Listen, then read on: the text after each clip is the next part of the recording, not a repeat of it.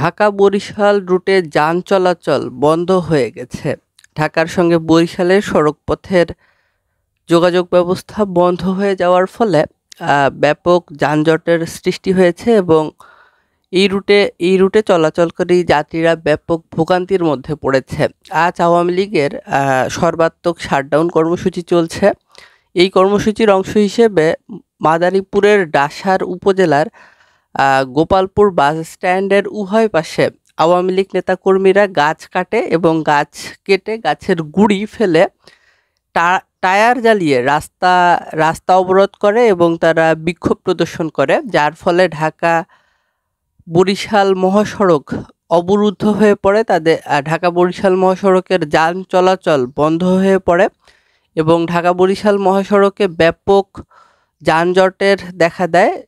ঢাকা বরিশাল মহাসড়ক ব্যবহারকারী দূরপাল্লার সকল যাত্রী মারাত্মক ভোগান্তির মধ্যে পড়েছে।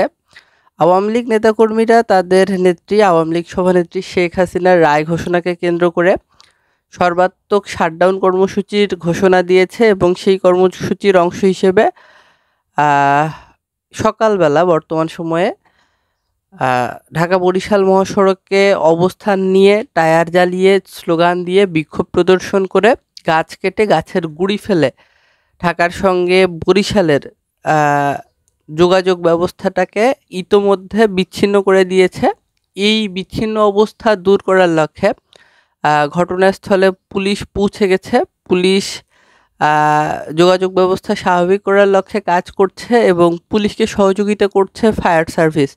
যেহেতু আওয়ামী লীগ নেতাকর্মীরা টায়ার জ্বালিয়ে বিক্ষোভ করছিলেন, পুলিশ এবং ফায়ার সার্ভিস পুরো পরিস্থিতি স্বাভাবিক করার জন্য এবং কার্যক্রম নিষিদ্ধ আওয়ামী লীগের ঢাকা বরিশাল মহাসড়ক যেটি অবরোধ করে রেখেছে, সেই অবরুদ্ধ মহাসড়ক উদ্ধারে পুলিশ এবং ফায়ার সার্ভিস কাজ করছে।